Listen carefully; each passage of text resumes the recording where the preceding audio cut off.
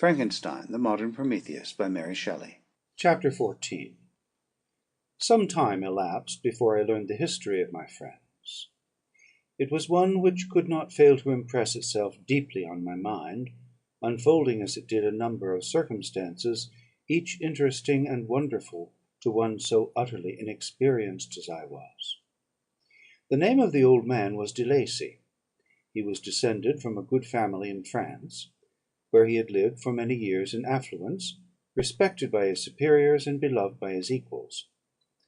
His son was bred in the service of his country, and Agatha had ranked with ladies of the highest distinction. A few months before my arrival, they had lived in a large and luxurious city called Paris, surrounded by friends, and possessed of every enjoyment which virtue, refinement of intellect, or taste, accompanied by moderate fortune, could afford. The father of Safie had been the cause of their ruin. He was a Turkish merchant, and had inhabited Paris for many years, when, for some reason which I could not learn, he became obnoxious to the government. He was seized and cast into prison the very day that Safie arrived from Constantinople to join him. He was tried and condemned to death. The injustice of his sentence was very flagrant. All Paris was indignant, and it was judged that his religion and wealth, rather than the crime alleged against him, had been the cause of his condemnation. Felix had accidentally been present at the trial. His horror and indignation were uncontrollable when he heard the decision of the court. He made at that moment a solemn vow to deliver him, and then looked around for the means. After many fruitless attempts to gain admittance to the prison, he found a strongly grated window in an unguarded part of the building, which lighted the dungeon of the unfortunate Mohammedan, who, loaded with chains, waited in despair the execution of the barbarous sentence. Felix visited the grate at night, and made known to the prisoner his intentions in his favour. The Turk, amazed, delighted, endeavoured to kindle the zeal of his deliverer by promises of reward and wealth. Felix rejected his offers with contempt; yet when he saw the lovely Safie, who was allowed to visit her father, and who by her gestures expressed her lively gratitude, the youth could not help owning to his own mind that the captive possessed a treasure which would fully reward his toil and hazard. The Turk quickly perceived the impression that his daughter had made on the heart of Felix, and endeavoured to secure him more entirely in his interests by the promise of her hand in marriage, so soon as he should be conveyed to a place of safety. Felix was too delicate to accept this offer, yet he looked forward to the probability of the event as to the consummation of his happiness. During the ensuing days, while the preparations were going forward for the escape of the merchant, the zeal of Felix was warmed by several letters that he received from this lovely girl, who found means to express her thoughts in the language of her lover by the aid of an old man, a servant of her father, who understood French. She thanked him in the most ardent terms for his intended services towards her parent, and at the same time she gently deplored her own fate. I have copies of these letters, for I found means during my residence in the hovel to procure the implements of writing, and the letters were often in the hands of Felix and Agatha. Before I depart, I will give them to you. They will prove the truth of my tale. But at present, as the sun is already far declined, I shall only have time to repeat the substance of them to you. Safie related that her mother was a Christian Arab, seized and made a slave by the Turks. Recommended by her beauty, she had won the heart of the father of Safie, who married her. The young girl spoke in high and enthusiastic terms of her mother, who, born in freedom, spurned the bondage to which she was now reduced. She instructed her daughter in the tenets of her religion, and taught her to aspire to higher powers of intellect and an independence of spirit forbidden to the female followers of Mahomet.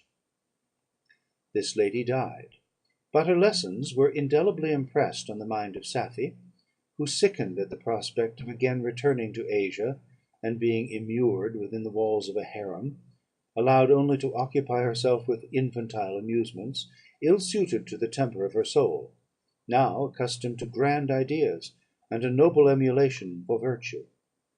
The prospect of marrying a Christian, and remaining in a country where women were allowed to take a rank in society was enchanting to her. The day for the execution of the Turk was fixed, but on the night previous to it he quitted his prison, and before morning was distant many leagues from Paris. Felix had procured passports in the name of his father, sister, and himself. He had previously communicated his plan to the former, who aided the deceit by quitting his house under the pretence of a journey, and concealed himself with his daughter in an obscure part of Paris. Felix conducted the fugitives through France to Lyons, and across Mont Cenis to Leghorn, where the merchant had decided to wait a favourable opportunity of passing into some part of the Turkish dominions.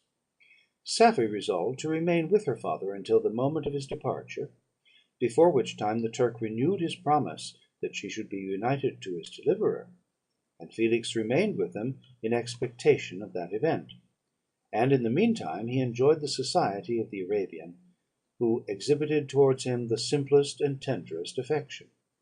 They conversed with one another through the means of an interpreter, and sometimes with the interpretation of looks; and Safie sang to him the divine airs of her native country.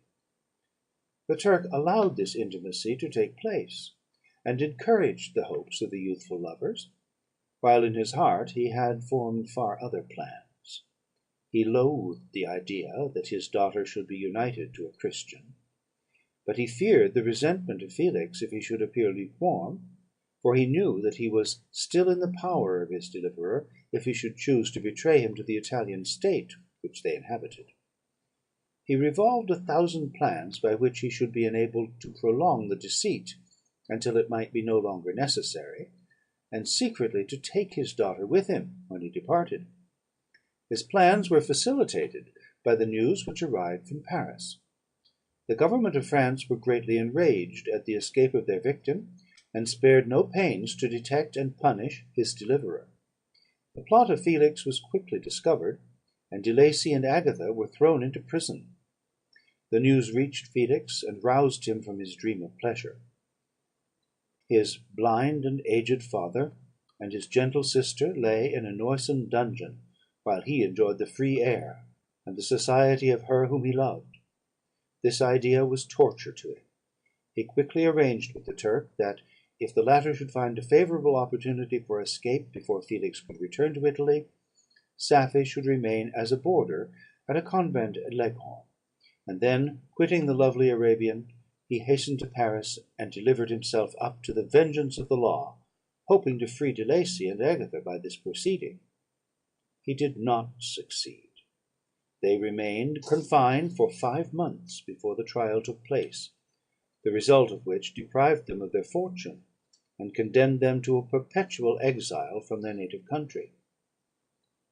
They found a miserable asylum in the cottage in Germany, where I discovered them.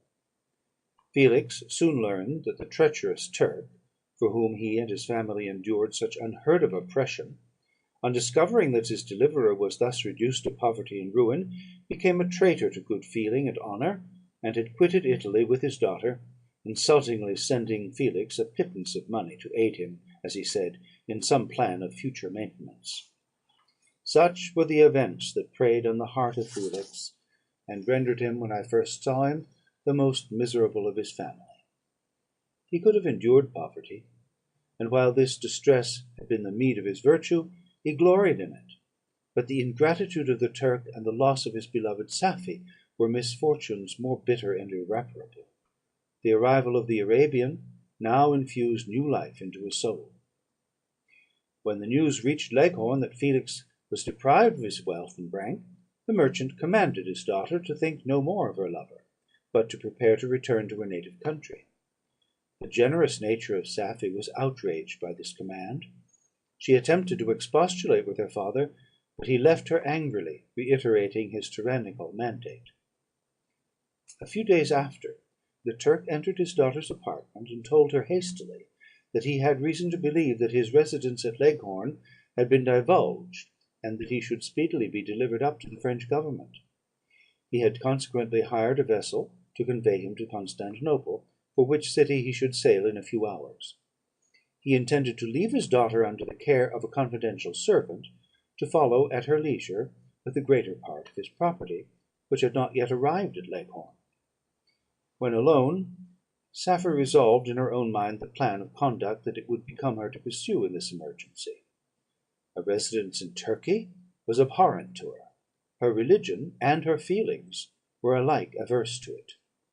By some papers of her father, which fell into her hands, she heard of the exile of her lover, and learnt the name of the spot where he then resided. She hesitated some time, but at length she formed her determination. Taking with her some jewels that belonged to her, and a sum of money, she quitted Italy with an attendant, a native of Leghorn, but who understood the common language of Turkey, and departed for Germany. She arrived in safety at a town about 20 leagues from the cottage of De Lacey, when her attendant fell dangerously ill. Safie nursed her with the most devoted affection, but the poor girl died, and the Arabian was left alone, unacquainted with the language of the country, and utterly ignorant of the customs of the world. She fell, however, into good hands. The Italian had mentioned the name of the spot for which they were bound, and after her death the woman of the house in which they had lived took care that Safie should arrive in safety at the cottage of her lover. End of Part 18 of Frankenstein. Recording by Thomas Copeland.